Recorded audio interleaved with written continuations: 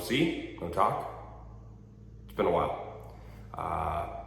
We're back, kinda. I'm not sure how long this is gonna last. We're doing a couple things with some of the cars and felt like maybe documenting a little bit, throwing some videos on YouTube. We've still been posting here and there on Instagram. We appreciate the comments, the follows, the messages, and some of the motivation, the comments to motivate us to come back and make some videos. So here we are. A lot has changed in the last few years. A couple of us don't really live in the same state anymore. All of us kind of have full-time gigs and have careers, so that's kind of what we've been up to. Still doing some car stuff, but really just kind of devoted our lives to our jobs. And that's kind of why we haven't posted for 4 years. In that time period, a lot of cars have come and gone. We still have the Galant. I still have the GSX. A lot of those cars, if you follow us on Instagram, you've seen. But I figured with some of the mods we're throwing at some of the cars this week, we document it. So let's get into that. Alrighty. So you'll notice we are actually no longer in the garage. We do have some shop space.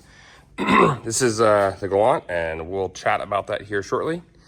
This over here is Davis's Talon. You guys will remember him from having the E92 M3 and the R35 GTR. Those two cars have since been sold. In that time period, Davis and I both owned C6 Grand Sports. We cammed them, E85, superchargers, had a ton of fun with those two cars. Unfortunately, we have both sold them. This car right now, we're currently in the process of fitting some carbon doors to it, so that's kind of why it's in pieces. This was actually purchased right around the time that we were working on the gold car. We didn't post much about it. He bought it basically bone stock, and everything you see on the car was done by either him or myself. He's had this now for quite a few years and just kind of a weekend toy. So as you can see, we haven't got the driver's side door done yet, but that is coming. So hopefully we'll have this finished up here over the weekend. This is DSM Alaska's car. So if you follow Austin's page, you'll know that we babysit his car while actually his cars, but we take care of him. He's, one of our good friends.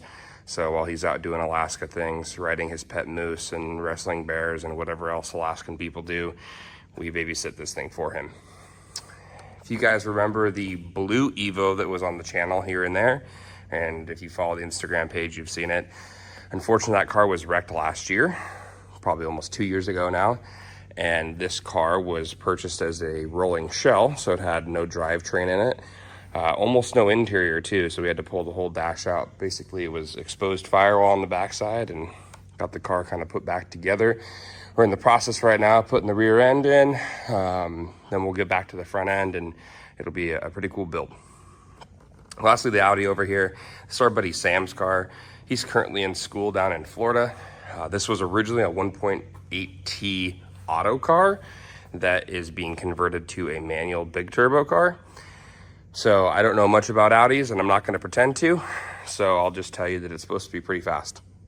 And that's pretty much where that ends, because I have no clue what it means. Lastly, the Galant here. This actually is not the gold car. So you'll notice that it has been painted blue. It's got some cool JDM stuff to it. I bought this car back in April out of a guy from New York. And what drew me to it wasn't really the kit or the carbon or the motor. This car's actually been all-wheel drive swapped. So it's got an Evo 8 motor, kind of. It's the 2.4 out of the Galant with a Kia dual overhead cam head. It's also got an Evo 8 transmission and transfer case that was built by Shep, a custom drive shaft shop drive shaft. And then it's got a 2G GSX rear end. So it actually is converted all-wheel drive, and it does run and drive. So that brings us to where we are tonight. The intention tonight is to get the injectors swapped out, put a flex fuel sensor in, and hopefully get the car started up and ready to go. After tonight, we'll be on the dyno in the next couple of days and make some power. I've actually kind of already started that process. You'll see some of the exposed wiring or part of the harness over there in that corner. But I figured maybe I'd start just documenting some of this so we can put together a video. The car is pretty dirty. Some updates on that here in the near future, but figured I'd take you guys along as we begin the first course of mods on this after receiving it quite a few months ago. So that's the wiring to the sensor, and that's just a harness that Innovate provides. The sensor will go into the return line. What you guys didn't see me wire was the actual gauge itself. So the power, the ground, just like any other gauge, just sitting in my glove box for the time being, as I didn't have a good spot for it, you know, leading up to the tune.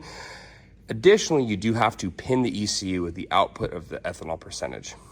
That way you can run any mixture of pump gas or ethanol, and you don't have to worry about switching maps. The ECU will know how to adjust the tune according to what ethanol amount is in the car. And that is all made possible by this sensor here. Currently, I already have AN lines installed, so I ordered these quick disconnects that allow me just to thread these into the line in the return line, and then just, you know, quick feed it right into the sensor itself. And that's pretty much it. So this install is pretty simple. It's nothing too intense, but I'll go ahead and finish it up. And I probably won't record too much more tonight, because at this point, other than swapping spark plugs and getting the car down to English Racing, there really isn't a whole lot more to do. So thanks for stopping by, and we'll see you guys shortly.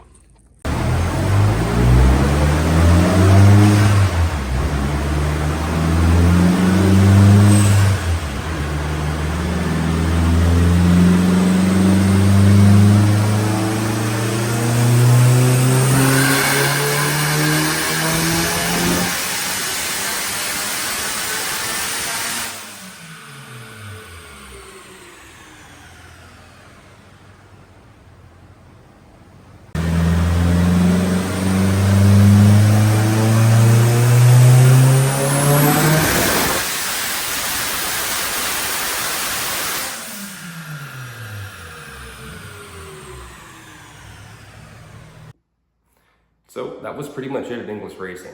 We didn't record a whole lot more after that, largely because it was just us BSing, hanging out, talking cars, and going to get lunch. So really wasn't that much more to record.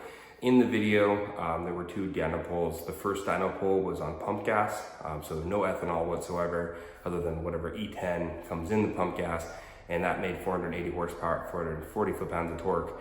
The second pull is full 85, made 580 horsepower, 510 foot-pounds of torque, and largely we had no issues on the dyno. Outside of those two pulls, we made probably another 20-ish, and really had no issues other than blowing an intercooler pipe off, which for us really felt like a win.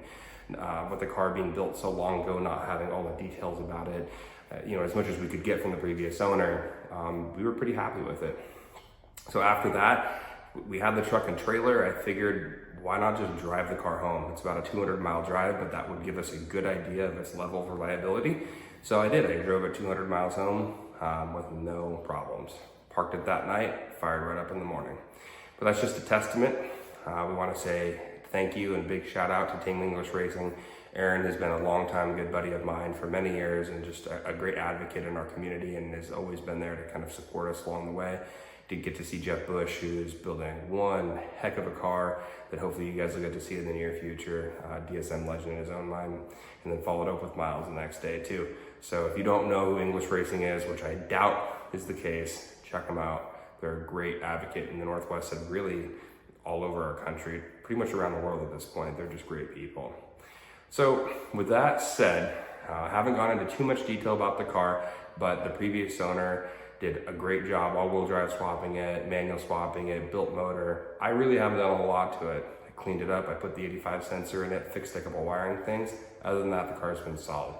So I'm gonna conclude with the blue car here. From here on out, you'll see it in the channel. You'll see us cleaning it and doing some other stuff, but we have a few other projects we'd like to get on the channel and start video and recording those too.